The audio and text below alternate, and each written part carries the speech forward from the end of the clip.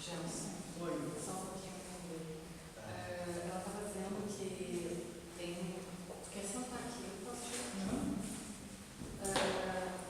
lá no congresso vai ser também transmitido ao mesmo tempo pela rádio? Qual é a rádio? Não sei. Tá. Porque talvez o outro foi? O outro é da federação, né? Federação. Eu não sei se. Eu sei que a Federação Espírita vai ser gravada.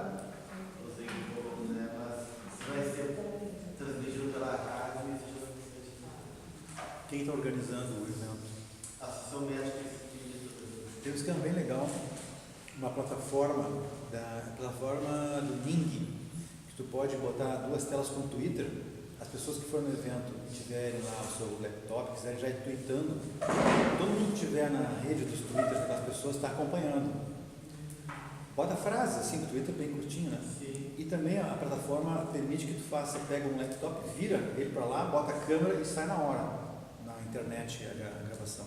Tem que baixar o programinha. Eu acho que tem que ter um programinha para deixar em condições de acessar essa plataforma, que eu acho que é Ning, né? Depois, se tiver uma pessoa que me liga, eu descubro. Eu vou avisar para ele que tem um grupo, tem uma comissão que é só dessa área aí, internet, divulgação, mídia. Daí eu vou comentar com eles. Bem, é isso aí, gente. Então, dando continuidade ao nosso estudo, hoje a gente vai trabalhar mais 2 complexos que são muito importantes, que são o complexo paterno e materno. A gente viu então, com isso a gente encerra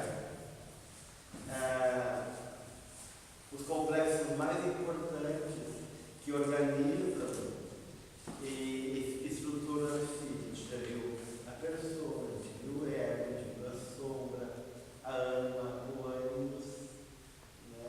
A gente agora está vemos o self como um arquétipo central no complexo. Estamos vendo agora o próximo paterno e materno, da qual, de qual, os quais todas as psicologias, de alguma maneira, estão comprometidas, né? Porque pai e mãe é uma função extremamente importante, fundamental em qualquer processo da formação da personagem de uma criança. Mesmo que a ênfase não ponha toda a culpa na mãe, como os dias foi, né? Ou no pai como elemento fundamental para cortar essa relação básica, não dá para negar o valor, né, da função paterna e da função materna.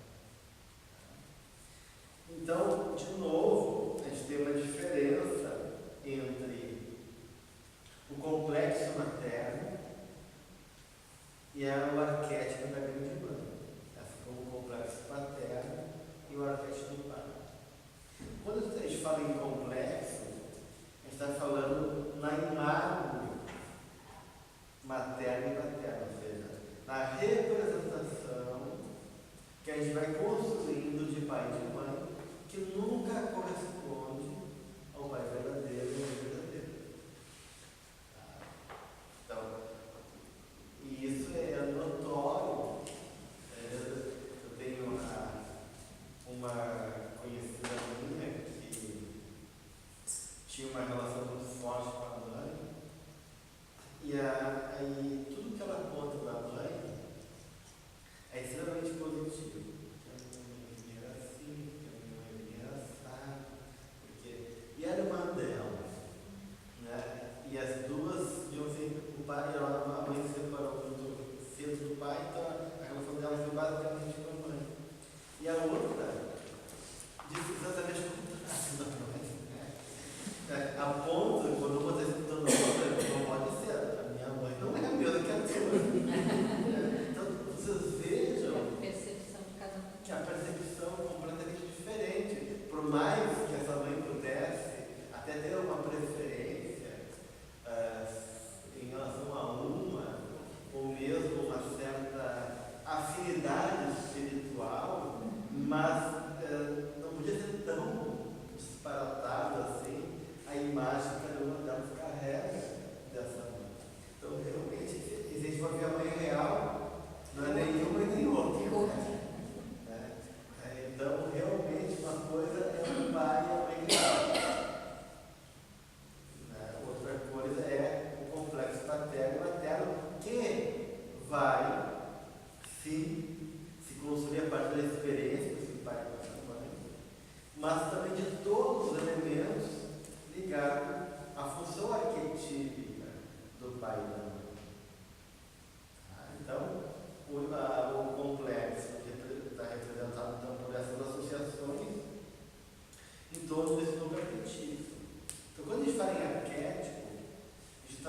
falando da função paterna e da função materna. As funções que são culturalmente construídas e universalmente estabelecidas, seja socialmente, seja até do ponto de vista de uma imposição mais fisiológica. Porque, por exemplo, para a mãe, há uma relação primária muito forte, muito básica, e que está sustentada nessa relação primeira aí, que é fisiológica. O feto que foi gestado durante 9 meses e depois teve uma relação corporal, o calor da mãe, do seio, do gosto do leite daquela mãe, do cheiro daquela mãe, né? E a criança é muito olfativa nesse primeiro momento. É um vínculo muito estreito, muito forte e é necessário que seja assim, em função das condições para que aquela criança se desenvolver. Né? Para que isso tudo tenha um sentido espiritual também, o sentido de sensibilizar essa mãe e esse pai, de valorizar afeto e construir uma relação em bases favoráveis a um namoro, a um vínculo que seja saudável, que seja realmente estruturador para a criança e para as relações mais tarde entre aqueles elementos da família. Então, enquanto que a função materna, o arcanjo da mãe está ligado à ideia da geradora da vida, aquela que nutre, aquela que sustenta, a ideia de vaso que acolhe, que protege. Então, o arcanjo da mãe está ligado à nutrição. Os símbolos da mãe estão muito ligados aos símbolos da terra, da vegetação. Nas várias culturas, seja em que povos for, a mãe está muito representada como a doadora da vida, a senhora que dá a vida. E claro que tem mães da cabeça também, né? Como a Atena na mitologia grega, que é considerada uma mãe, diferente da Deméter, que é uma mãe da cabeça, assim como a Iemanjá também, na mitologia africana, que é uma mãe da cabeça, e que ela não pode ficar com os filhos dela. Porque como ela representa a água salgada, se ela quer sustentar os seus filhos, ela mata, né? Porque ela é água salgada, é o mar. Então é uma mãe Oxum, que representa a água doce que nutre, né? Que vai fecundando a vida e quando vai passando, vai gerando possibilidades dessa vida se desenvolver. Mas a Iemanjá é uma mãe da cabeça. Então tem mãe da cabeça. Mas o sentido mais primário dessa mãe, essa mãe mais material, tem muito a ver com a matéria, né? Então, que dá base para a vida, que dá forma à vida.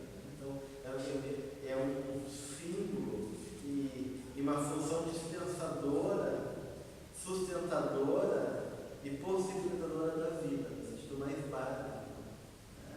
Dessa vida. E isso nos seus aspectos positivos.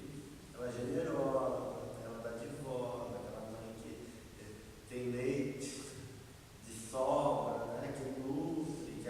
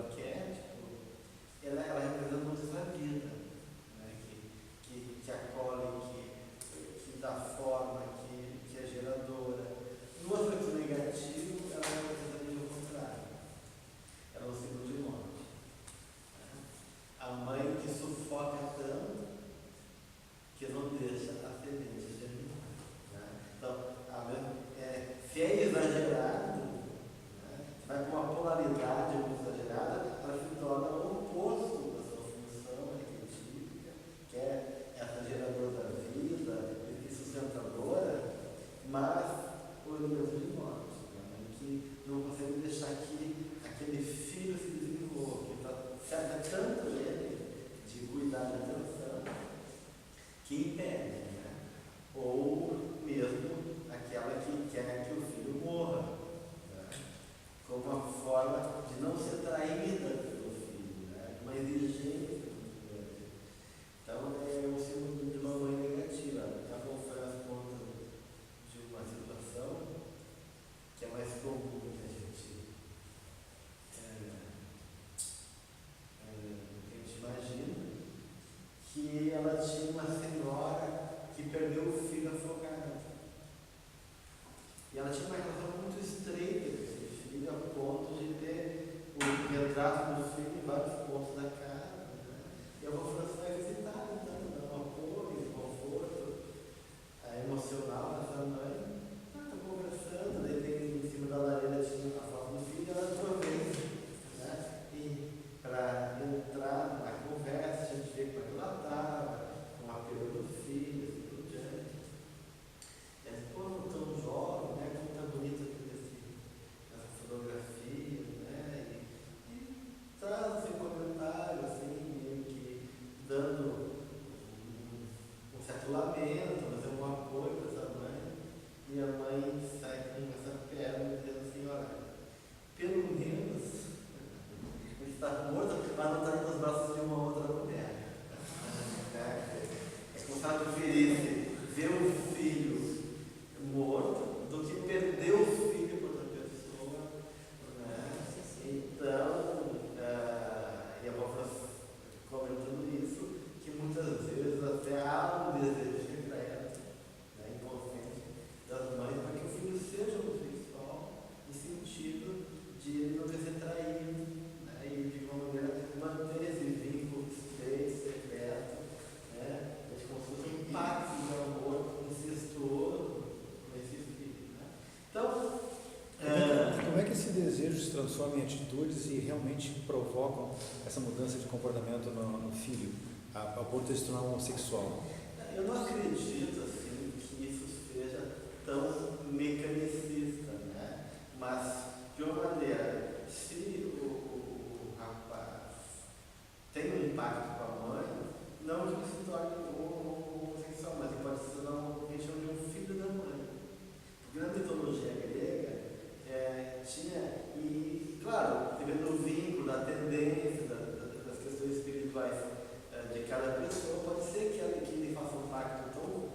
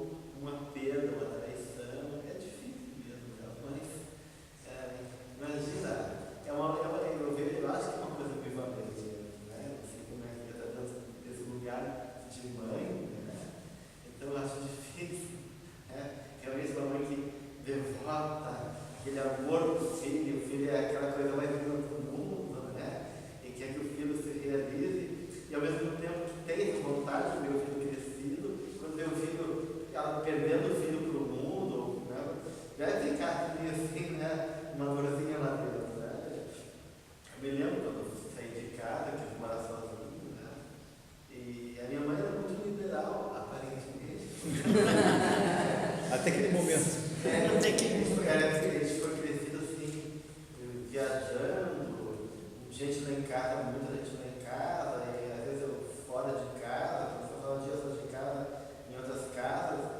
Quando eu chegava em casa, tinha um amigo meu dormindo na minha cama, então era no interior, era tudo muito assim, as relações eram muito fraternas e eles viajavam muito também, às vezes eu queria viajar com eles, ficava em casa, ficava em casa. Então tudo parecia muito tranquilo. Até quando eu resolvi dizer que, então, já que eu fui treinado a rever a cena, eu falei, eu vou do nada, eu tive uma justificativa aparente, quando eu fiz cara, mãe, eu estou indo embora, vou morar sozinho. Que idade tu tinha? Olha, eu já. Mais ou menos. Eu acho que eu devia ter uns 20, 19, 20 anos, assim, né? E aparentemente tudo normal, até que um outro dia, uns dias depois, ela teve um ataque. Quando ela recebeu um bife, né? Toma esse bife também. E aí teve todo um sentimento de eu estar distraído. Aquele dia começou a chorar e eu tinha razão porque não dentro de casa. Assim. Mas por que tu quer ir receber aqui? Como se você estivesse desenhando todo aquele mundo que ela podia me oferecer e o que tinha de errado com ela. Para eu poder defender de casa. A gente vê que realmente as coisas são difíceis, né? É difícil ver o filho crescer. A gente quer isso, mas ao mesmo tempo a gente tem essa nostalgia também daquela criança dependente da gente. Né? Então, dependendo das relações e de como se dá esse processo todo, é um processo que tem que ter, é um luto mesmo, né? Tem essa ideia também do ninho vazio, né? Da síndrome do ninho vazio, quando os filhos saem de casa, né? E fica esse esvaziamento, porque a vida foi muito dedicada aos filhos e parece que não perde um pouco o sentido, né? Então essas coisas têm que ser bem elaboradas, né? Então, do ponto de vista do arquétipo, a mãe representa tanto esse aspecto positivo, né? Ligado àquela que luta, que sustenta, que dá apoio e base para que a vida se dê, como aquela também que pode ser a figura ameaçadora da morte, do impedimento, da paralisia, né? Isso é o arquétipo, uma função primordial, né? Agora, os símbolos da grande mãe, a terra, né? Géia, ou Deméter, que é uma grande mãe, que é vegetação, que representa a comida, a nutrição, né? A cozinha, com toda aquela parte de nutrição da casa, né? E assim por diante. Eu fico curioso quando tu fala em peso da cultura para definir os papéis materno e paterno, né? Porque essa origem, em quase todas as culturas a figura materna tem esse perfil, ela é geradora de vida, né? E aí, só que eu fico pensando, com as transformações sociais do planeta e cada vez mais globalizado, essas informações ficam eu acho que a história se construiu ao longo de séculos porque a transmissão de informação era precária. Hoje a informação é quase que instantânea. E as mudanças culturais são regidas hoje não por um país, mas por vários países que injetam na tua televisão, no teu cinema, no teu teatro, propostas diferentes daquela tua cultura. E aí, então, essa dominação de outras culturas ou de propostas diferentes, a família, obviamente, não tem aquela estrutura que tinha há poucas décadas ou séculos atrás. A figura materna, acabamos de ver, quando o ego feminino tem um ânimos como o da Dilma, né? Que ela tem mais a figura, mais perfil de pai do que de mãe, né? E quantas mulheres são pai e mãe, quantos homens são mãe e pai ao mesmo tempo. Então, essas figuras, nesse momento cultural que a gente está vivendo aqui, eu não sei qual é o peso dessa cultura milenar em relação a essa cultura que se transforma. A arquetípica, ela permanece. A gente não pode falar mais da mãe e do pai colado na função arquetípica. O arquétipo continua aparecendo. Por que o arquétipo não se transforma com o tempo? Porque o arquétipo é uma forma vazia. É o quê? Uma forma vazia. O conteúdo, quem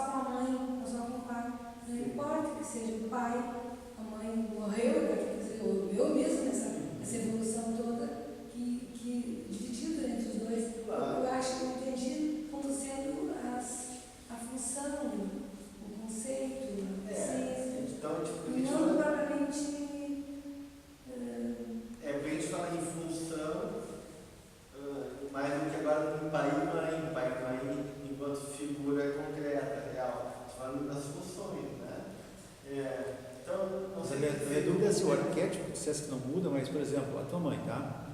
Ela tinha um conceito de mãe ou de família que não admitia aquele momento ali que tu desprezasse toda uma liberdade que ela te dava de ir e vir. Para que tu quer mais? Tu tem toda a liberdade do mundo aqui.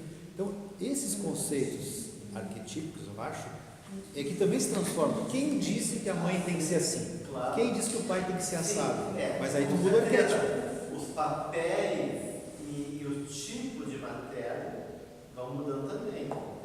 Esse papel, essa função arquetípica de nutrir, de dar vida, isso pode se dar também de várias maneiras. E sim, agora a gente vai se atualizando e vai mudando, com certeza. Isso vai acontecendo culturalmente, socialmente, historicamente, e tem que haver mudança. O arquétipo tem que se renovar. Ele força até, porque há uma força do arquétipo que pede a renovação e a mudança. Né? Então, isso não é estático. Tá? Agora, eu acho assim que eu me surpreendi numa pesquisa agora há pouco tempo de uma antropóloga americana que fez uma pesquisa com mulheres para avaliar os anseios dela e o tipo de companheiros que elas gostariam. E mais de 70%, não sei precisar agora, queriam homens, o elemento principal era homens que fossem provedores com recursos financeiros. Posso ficar em casa. Para poder ficar em casa e se sentir amparados. Então, você vê, século XXI, onde elas lutaram imensamente para se igualar com os homens, sobre liberdade e com o mundo. Né? E numa pesquisa da essa resposta, então o que tem aí? Né? Que todo esse movimento não consegue aplacar o anseio de uma figura masculina protetora e provedora para que ela possa ser afirmar os seus arquétipos. Então, Mas eu acho que não está muito bem envolvido a mulher, essa questão. Ainda está, eu acho que nós ainda estamos em processo de transição. Mas já faz tanto tempo, 30 anos, quando queimaram o sutiã na rua, na praça, no movimento feminista. Mas eu acho que para essas questões culturais, ideológicas, elas aparentemente são revolucionárias e mudam tudo. Mas fica o arquétipo tradicional, parece que ele fica subjazendo, né? E aí cria conflito, Não vai vir. avanços e retrocessos, Exatamente. ao mesmo tempo, uma pesquisa fala que Brasília é a cidade onde há mais, digamos assim, uma infidelidade. Talvez na esteira da traição dos políticos. De trair o povo brasileiro, o povo também se acha de trair em outros níveis de relações. Então, Brasília é a cidade que mais dá assim, infidelidade. Masculino ou feminino? Tanto masculino como feminino. E aí há um site de infidelidade segura, se cadastra Para saber como ser realmente. para ser parceiros em relações conjugais. E, claro, o número de homens cadastrados, não sei se é menor que das mulheres. Agora eu não me lembro, tá? Mas eu achei interessante que daí as mulheres que se cadastram no site são aquelas que têm maior poder aquisitivo. Maior poder aquisitivo. Mais autonomia de trabalho e poder aquisitivo. E aí eles acham, vocês estão analisando, né, esses elementos, acham que elas têm um temor menor de perder os parceiros, de arriscar. Por isso, né? E daí se sente pode ser que sim, pode ser que não, talvez por ter também relações menos estreitas, os dois trabalhando e o vínculo seja menos construído, há também mais movimentos de infidelidade, não sabe, né? Tem que pesquisar melhor. Mas os dados é que parece que traem mais, mas tem maior poder aquisitivo e autonomia.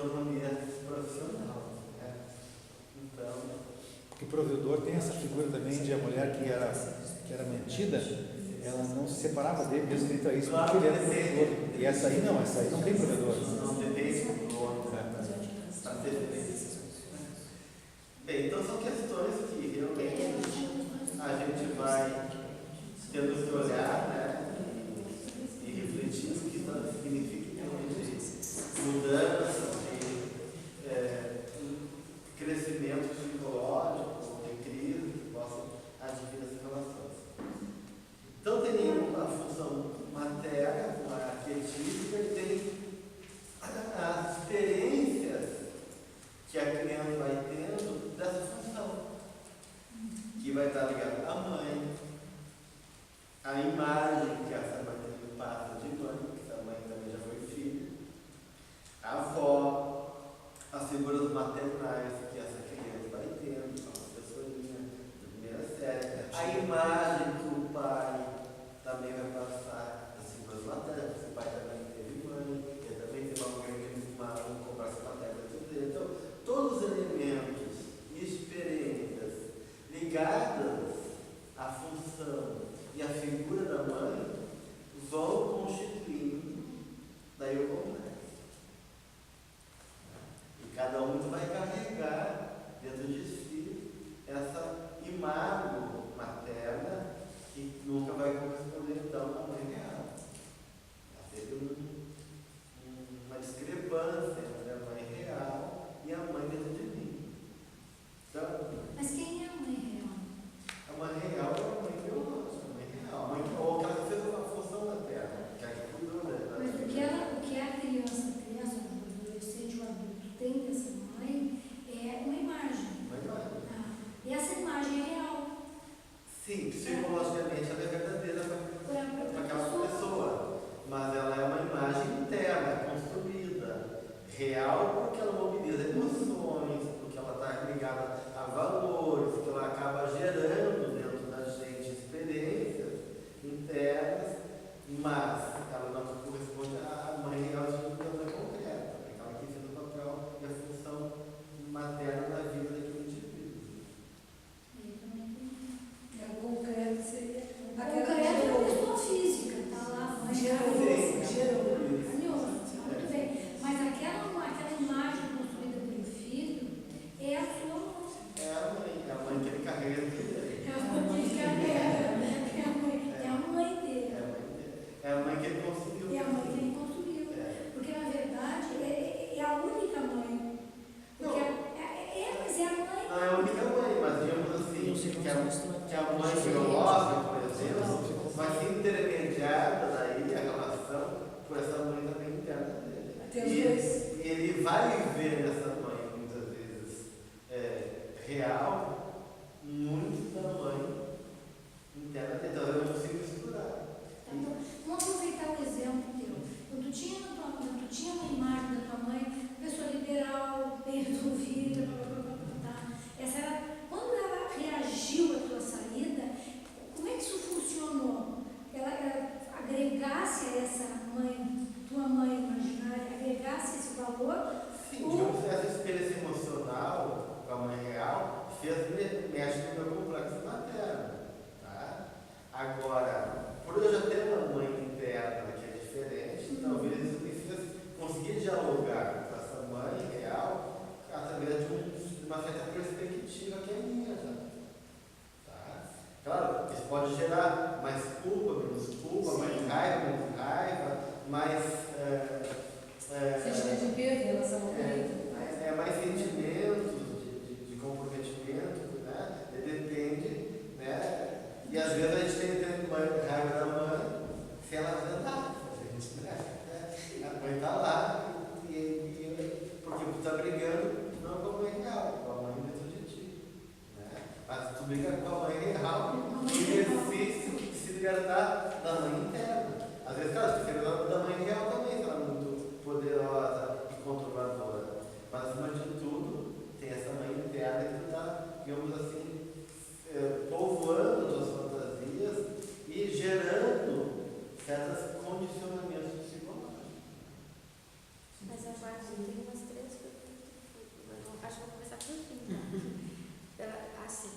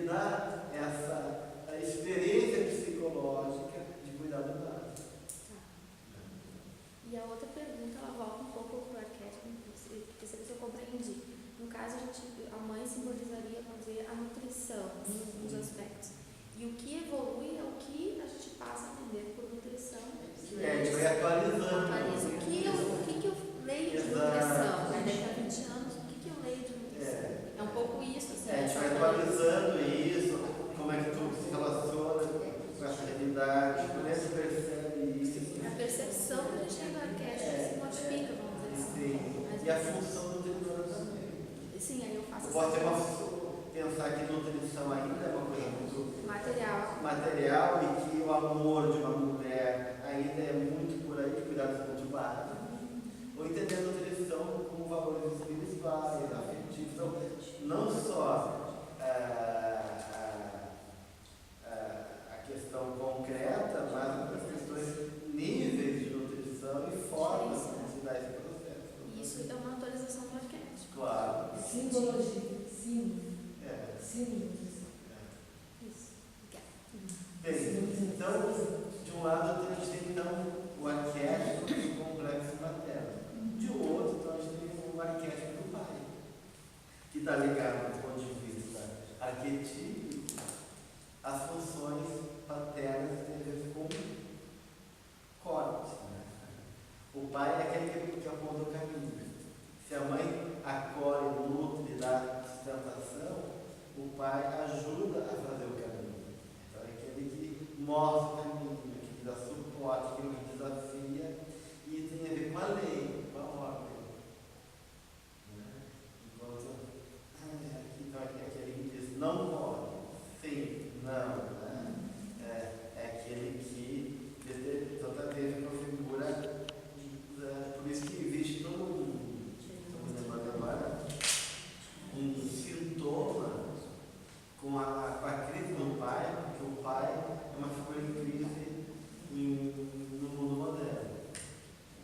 Não só do ponto de vista da falta do pai real, porque os processos sociais, não só nas sociedades do nível econômico baixo, onde o pai transita, né? A mulher tem filho com cada pai diferente, né? E ela figura central, né? Então por isso que quando o Brizola fez lá aquelas casas populares, né? Quem recebia, quem podia só receber a chave e a matrícula do imóvel era a mãe, que é o nome dela. Mas hoje é assim. É permanente. Essa minha casa, minha vida também. Por quê? Porque ela é a figura central como a regente e aquela coisa assim, o cara transita, né? Então, de uma maneira, e também nos níveis econômicos mais elevados, a gente vê também que o pai também é uma figura muitas vezes ausente nas casas de separações também, a gente vê que, né, muda um pouquinho, tem muito pai afetivo que dá apoio, mas do ponto de vista estatístico isso ainda é um elemento mais raro. Então, há uma crise ligada à função paterna e à figura também do pai na sociedade pós-moderna. Então, hoje tem até discussão, cadê o pai? Né? E muitas pessoas acham que muitos processos envolvem limite, falta de discriminar dos adolescentes e tal. Essa ausência de uma figura filho positivo que ajuda a dar, né, essa noção. Tanto é que existe um termo chamado anomia, que é falta de lei. Né? Então, e os sociólogos, psicólogos, antropólogos associam a psicanalista à falta de lei, à falta de pai. Se não tem a função paterna para poder dar limite, orientar, a lei não se institui internamente. Não existe regra interna, né? Isso acaba daí favorecendo uma confusão, né? E uma perda da noção, dos valores, dos limites. Então, a figura do pai tem muito a ver com a ordem, com a lei, com o limite. Mesmo quando a mãe ocupa esse espaço. Mesmo quando a mãe ocupa esse espaço. Mesmo quando a mãe assim, cumpre com todas, menos. com todas as etapas. É menos, digamos assim, esse lugar de uma maneira está sendo ocupado em parte pela mãe. Mas fica sempre a fantasia desse guri de ter um pai. O que representa ser filho de um pai? Agora no Multishow tem um canal, um programa só isso. Cadê meu pai? São testemunhos e relatos de experiências de pessoas que não conheceram o pai. Ou se conheceram, não tiveram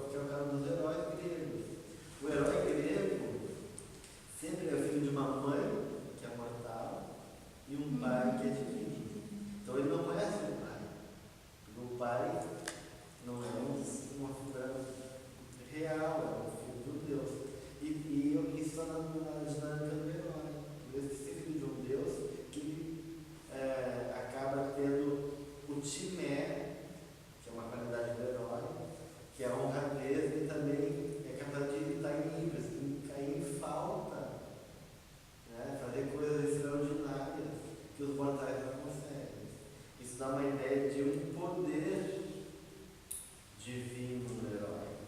Então, se o menino, na psicologia masculina, não conhece o pai fica idealizado, divinizado. Isso pode colaborar para condutas psicopáticas. Porque como não tem o pai real e tem um pai idealizado, esse pai pode me dar a permissão de ter tudo. Então o pai, né? E aí eu vejo a mãe que pode de tudo, que ela fica no lugar de dar conta, de educar, de entrar de colégio, de dar comida. Então ela fica humanizada, né? E o pai é aquele cara que não aparece. E por não aparecer, fica protegido. Fica protegido, né? E aí ele parece projeta todas as coisas boas desse pai, que abandonou até porque para não ter que se confrontar com a dor de ser abandonado por esse pai. É melhor fazer de conta que esse pai realmente é divino. É maravilhoso. E fica dando desculpa, né? Ele não pode viver, ele trabalha muito, né? E a mãe é culpada de tudo, né? E até porque, às vezes eles fazem fantasia que quando cresce, quero morar com meu pai, e os pais perdoam tudo, o pai não promete de ir na semana, não pega a guri, em vez de ligar com o pai, liga com a mãe, né? É culpada da mãe que, né?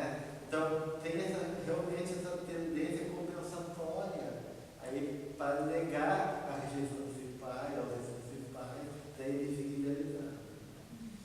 E aí, por estar idealizado, há esse pai dentro de mim permissivo, que daí eu não respeito os limites, não respeito a ordem e acabo me dando o direito de transgredir, porque essa função paterna não me ajudou a construir essa referência de lei, de limite, de um caminho, né, que eu tenho que conquistar, né, porque o pai é um desafio, né, existe toda tem uma piadinha judaica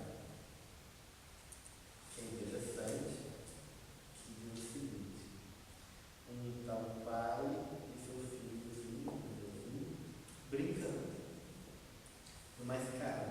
Então ele pega o menino e se atira nos braços do pai, né? Ele se atira nos braços do pai, pega e protege o menino. Daí ele sobe mais um lance de escada e diz: pode se atirar no meu filho que eu te pego. Ele pega o filho e vai subindo a escada. Quando está mais no alto lá, ele se atira no meu filho, e quando ele se atira, o pai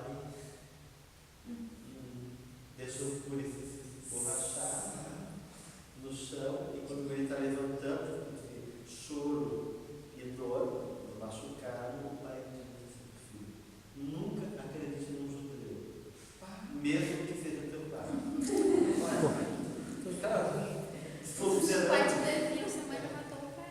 Sua mãe Considerando o pejorativo da piada, porque essa piada foi contada por judeus, então eu acho que tem um sentido moral, não pejorativo aí, que é a necessidade do pai trair o filho. Então, a lei da traição, o pai tem que realmente trair o filho, no sentido que se ele não trair o filho, né, o filho vai ter que ser na dependência do pai. Ou seja,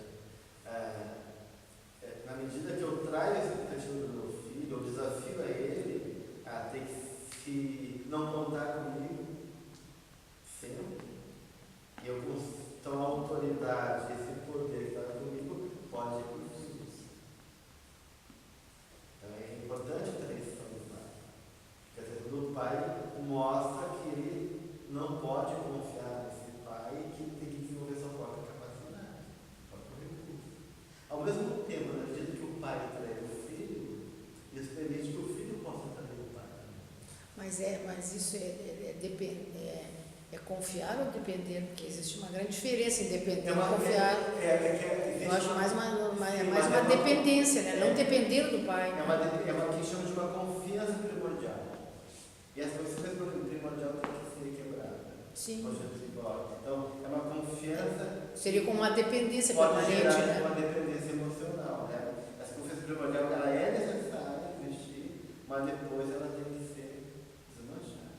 Se o pai é muito grande, ou a mãe é muito grande, como é que por isso que o adolescente se revela para o pai e a mãe, né? Porque ela tem que estar matando essa imagem infantil de pai e mãe que é muito grande, para ele poder se sentir capaz de fazer um caminho de independência. Né? E na medida que o pai trai o filho, ele permite que o filho traia o pai também. E o filho tem que trair o pai e a mãe nesse sentido também, que ele tem que seguir a sua vocação, seguir a sua própria realidade interna, não o desejo dos pais. É para o crescimento. Porque o pai quer que o guri seja advogado e quer fazer artes plásticas, o pai quer que o guri seja, um administrador de empresa e leva o negócio do pai, e o guri quer ser jogador de futebol, não só profissionalmente, mas em outras realidades da vida emocional daquela criança. Então, a traição é um aspecto arquetípico necessário. Uma experiência arquetípica fundamental na nossa realidade psicológica. Mas no caso, essa traição, esse rompimento, é uma atitude do filho, no caso que se ocorre na adolescência, ou é uma condição que o pai, como nesse exemplo figurado, é o pai que vai... O pai deve ser de forma isso. O pai é interessante que o pai rompa essa confiança primordial. Tá, mas assim, para visualizar um exemplo assim, não. Até porque só a traição se tiver confiança. Os arquétipos têm como par de opostos. Tá? Então, uma experiência arquetípica, às vezes está complementando uma outra. Então, se não, só vai poder haver traição se tiver confiança. Se não tiver confiança, não há traição. Então só se instaura se tiver uma relação de confiança. Tá, mas assim, na prática, qual a conduta desse pai? Algum exemplo, assim, que não seja esse, deixar cair da escada? Alguma coisa mais sutil, assim, que a mãe possa ouvir. Por exemplo, assim, tem vários exemplos.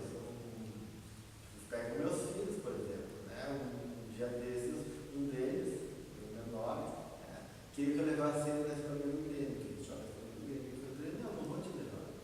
Vai de ônibus, mas eu não quero, ou não sei, eu estou com preguiça. Eu falei, não, eu não vou te levar. E eu podia levar. Não tinha nenhum tipo de impedimento que eu não pudesse levar, porque era no de manhã, eu teria condição de levar, mas eu achava que ele tinha que começar a cair na escada. Eu não vou segurar ele, eu não vou te segurar. Não vou te segurar, não quero nem saber se tu sabe pegar o ônibus, se não sabe onde que é. Claro, não tem informação a estudar, porque o pai quer ter um outro caminho, pega tua ônibus, mas ele está sempre na hora de se virar um pouquinho. Seria estimular essa independência, nesse sentido. Bem, então assim como tem a função paterna, que é o arquétipo, pode ser desencarnado pela mãe, também, como falsa, uma figura masculina. Mas não é suprir. Eu acho que depende daí de tantas coisas. Vai ficar um vazio. Sempre tem isso, uma fantasia de um lugar não ocupado. Ele pode elaborar isso, ele depende da matéria do espírito, da ligação dessa pessoa com essa mãe, como é que essa mãe nunca em psicologia a gente pode dizer assim. Dificilmente vai suprir. Mas, claro que sempre faz falta. Toda experiência de um vazio, ainda mais num lugar da sociedade onde tu vê, de repente, até por morte natural.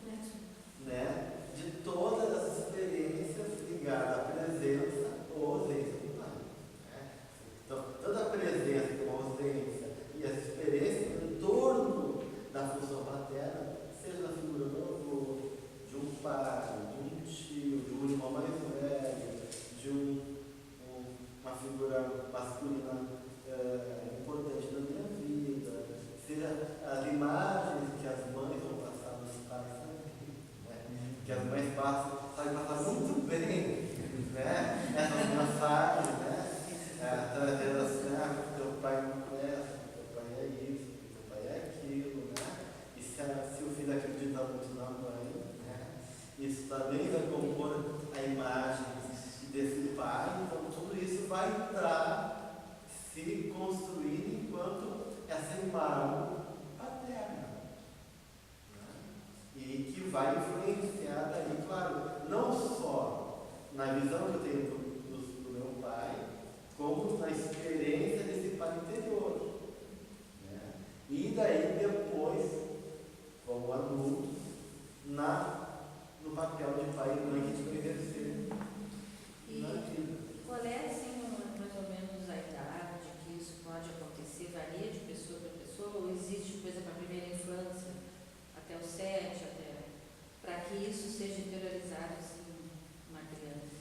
Existe, se a gente vai ver no próximo encontro, todo o processo de desenvolvimento psicológico e na relação dos comandos familiares. Então, não vou me ater. Agora, existe eu acho que existe dois elementos que são determinantes e que dão uma variação disso. Existe idade, né, que vai condicionando na etapa da criança experiências onde a figura da mãe e do pai vão ocupando funções e importâncias diferentes. Quer dizer, uma coisa é o bebê com a mãe, né, que tem que mamar, mesmo que o pai seja um pai presente e ativo, mas é um vínculo muito mais forte, por tudo que envolve essa ligação primeira aí, que começou lá dentro do ventre. Então, agora, aquele livro do São Francisco, de João Maia, que é o Miramês, né, que é o Espírito, ele diz que quando São Francisco completou 6 anos de idade, se não me engano é isso, o psiquismo dele mudou porque ele tinha um vínculo muito grande com a mãe. E espiritualmente, que a mãe era um espírito não só afim com ele, mas de grande envergadura espiritual. Diferente do pai, que além de não ser tão assim, é de uma envergadura espiritual inferior. Então a alma de Francisco se sentia mais à vontade e se vinculava muito mais facilmente à mãe do que ao pai. Então a gente tem esse primeiro aspecto, que são a questão de afinidade espiritual, né, que vai interferir em certo tipo de vínculos e aceitação também das figuras parentais e da organização da minha imagem que eu tenho. E pela viagem espiritual também.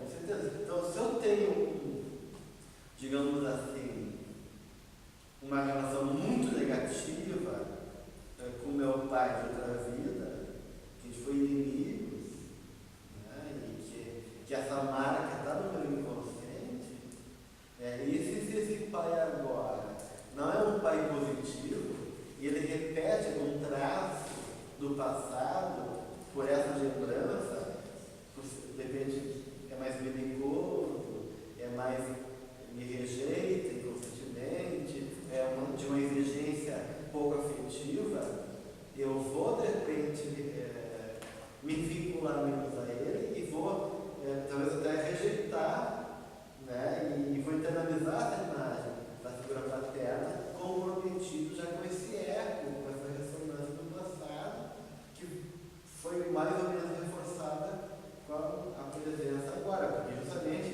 é necessária essa função, esse lugar, para tentar apagar aquelas manchas do passado. Não é por acaso. Então, um aspecto importante é esse, né? Todos nós, na luta, sabemos disso. Mas existe um padrão interno, arquetípico de mudança também.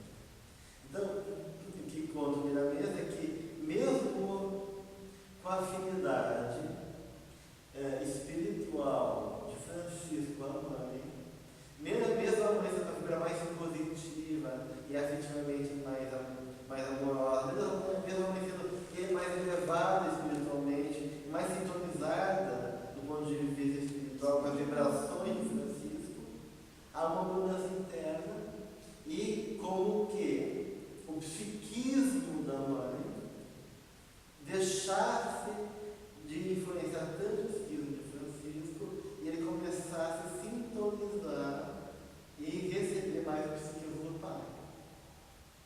Então, parece que é um mecanismo também interno que ajuda a favorecer esse processo de experiência, onde por algum motivo aquela criança de 6 anos começa a prestar mais atenção no pai.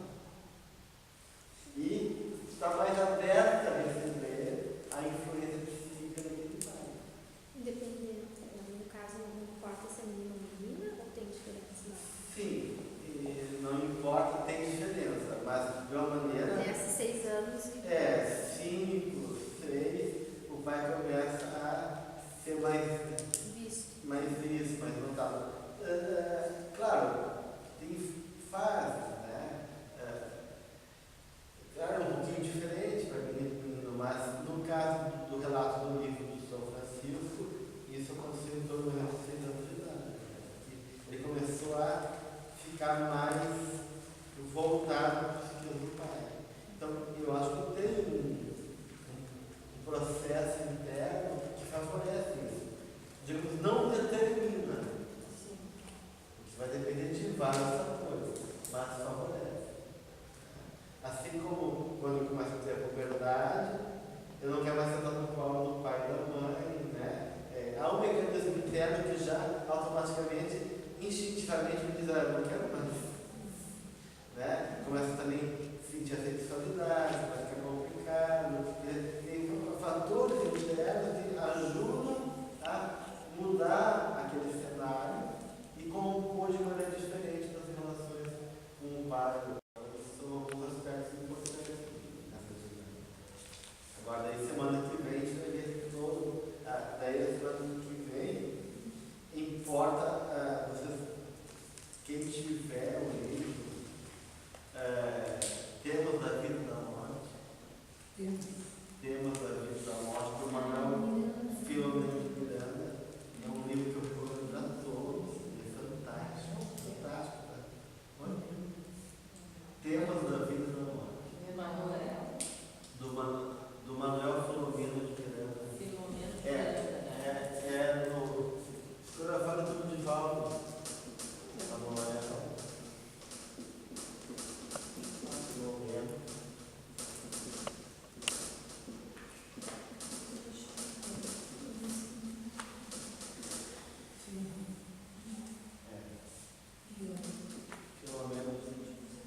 De Miranda. É um livrinho fininho, bem fininho, e o que ele tem de sintético, ele tem de profundo. Ele fala sobre o funcionamento do relacionamento. Ele fala sobre a morte. Ele fala sobre a dinâmica vibratória das relações. Então, ele vai trabalhar muito os condicionamentos psicológicos, a questão do identitário, o que é identitário que não é, o que a criança assimila do pai e da mãe, o que ela não assimila, o que é da própria espírito. Então, ali ele vai discriminar de maneira muito bem organizado, muito bem elaborado, esse processo de 2 capítulos especialmente. Então, quem tiver o livro traz, a gente vai fazer um estudo em cima do material dele. Então, a gente continua com esse tema. Daí a gente vê o que realmente interfere na formação da personalidade da criança. O que ela realmente pode dizer que é fruto da mãe e que é do espírito. Então, eu vou trazer algumas questões para vocês, e a gente vai tentar responder